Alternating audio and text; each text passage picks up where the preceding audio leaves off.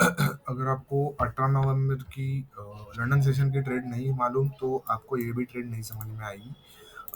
ये जो ट्रेड मैंने ली थी इवनिंग में, जिसमें मुझे 40 पिप्स का प्रॉफिट हुआ। It was not a good profit but it's okay, it was basic okay okay profit. क्या हुआ था कि मार्केट नीचे से ऊपर गई थी यहाँ से, तो मैंने यहाँ पर एक पिक करना मोमेंट चालू किया था, लेकिन बाद में यहाँ पर पोजीशन बना ही, लेकिन मैं होल्ड नहीं कर पाया। फिर मार्केट यहाँ से हायर हाई के फॉर्मेशन में जाने लगी। फिर यहाँ पर भी मार्केट ने होल्ड किया था। So I was waiting for 4 hour close, और जो 4 आवर का क्लोज अब आप देख सकते हो ये 7:30 को हुआ था। जो हुआ था 2604 के थोड़ा सा नज़दीक, मतलब आसपास। यस, ये जो लेवल है, 1 सेकेंड, यस, ये जो लेवल है डे की, जो ये है क्या बोलते हो, हाँ, डे की जो मैंने ये मार्क की थी, 1 सेकेंड, हाँ, ये यही लेवल थी। उसका थोड़ा सा ऊपर क्लोज हुआ था, 1 सेकेंड, और फिर मार्क की थी उसके थोड़ा सा ऊपर ही, आई थिंक सो मार्केट ने, यस, ये देखो 2600 की ये लेवल थी, वही बोला, मार्क परफेक्ट नहीं थी, तो इसके थोड़ा सा ये भी परफेक्ट नहीं है यार। यस, तो ये यहाँ पर थी और इसके ऊपर मार्केट ने थोड़ी सी क्लोजिंग दे दी थी, तो इस वजह से मैं श्योर हुआ था कि बुलिश है। लेकिन यहाँ पर थोड़ा सा कन्फ्यूज, ये 1 आवर की कैंडल का ओपनिंग क्लोजिंग कर रहा था, मार्केट वॉज स्ट्रांगली बुलिश। सो मैंने क्या किया, 15 मिनट्स में आया, 15 मिनट्स में मैंने ये यहाँ से मार्क किया यहाँ तक, ठीक है, यहाँ से यहाँ तक मार्क की। और फिर क्या हुआ कि सेकंड टारगेट मेरा यही था, ऊपर का ये ओपनिंग क्लोजिंग 4 आवर का जो ये था, जो अभी हम ग्रीन में करते हैं, तो ये मेरा सेकंड टारगेट था। लेकिन मार्केट नीचे आने का नाम ही नहीं ले रही थी।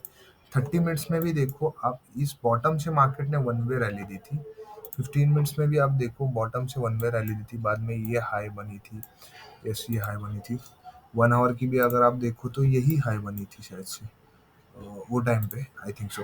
यस, वो टाइम पे आई थिंक सो। तो यहाँ से मार्केट नीचे आई, तो जब ये red candle I, so I was expecting कि मिनिमम ये 0.38 के लेवल को टच करे, या फिर इस ईएमए को तो टच करे। लेकिन मार्केट ने क्या किया, यहाँ पर टाइम स्पेंड किया था, वहां से ही मार्केट ने इस लेवल से ही रिजेक्शन चालू कर दिया, इस लेवल से ही मार्केट ने रिजेक्शन चालू कर दिया। और इधर से वन वे गई, जो गई कम से कम यहाँ से 70-60 पिप्स, और मेरा टारगेट यहाँ से नहीं नहीं बोलोगे तो ये 80 पिप्स का था। और आई वाज एक्सपेक्टिंग 0.38 लेवल, जो नहीं मिला।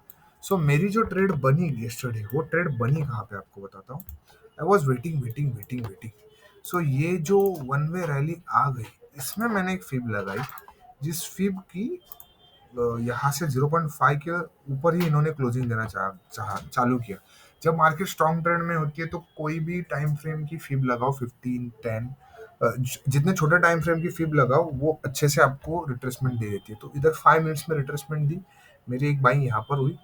और सेकंड मैंने यही एक्सपेक्ट की थी 0.3 की, जो ये लेवल के इधर थी। लेकिन यहाँ से मेरी जो बाइंग का टारगेट था, वो was expected only this much, जो था 40 पिप्स का, जो इधर से नीचे आया। फिर ये ऊपर गया तो मैंने 2612 50 कुछ तो रखा था, तो 40 to 45 पिप्स मुझे यहाँ पर यस्टरडे प्रॉफिट हुआ, जो बाद में सेशन में हुआ। तो ओवरऑल डे का प्रॉफिट 70 पिप्स का था। तो ये मेरा ट्रेड था यस्टरडे का, जो न्यूयॉर्क सेशन में था, जो एक्चुअली यहाँ पर लेना चाहिए था, क्योंकि यहाँ पर टाइम स्पेंड था। लेकिन ये मेरे को लर्निंग मिल गई ना, कि 5 मिनट्स में ये जो टाइम स्पेंड हुआ है, ये जो टाइम स्पेंड एरिया है, जो 5 मिनट्स में, जैसे आप देख सकते हो, 1 2 3 4 कैंडल्स यहाँ पर रुक रही है। फिर बुलिश जाने के बाद 5 6 6 कैंडल्स इस एरिया पे रुकी है। तो यहाँ पर मतलब ये इतनी बुलिश बेरिश होती तो इसके नीचे जाती, लेकिन इधर से रिजेक्ट हो गई। So market gone up.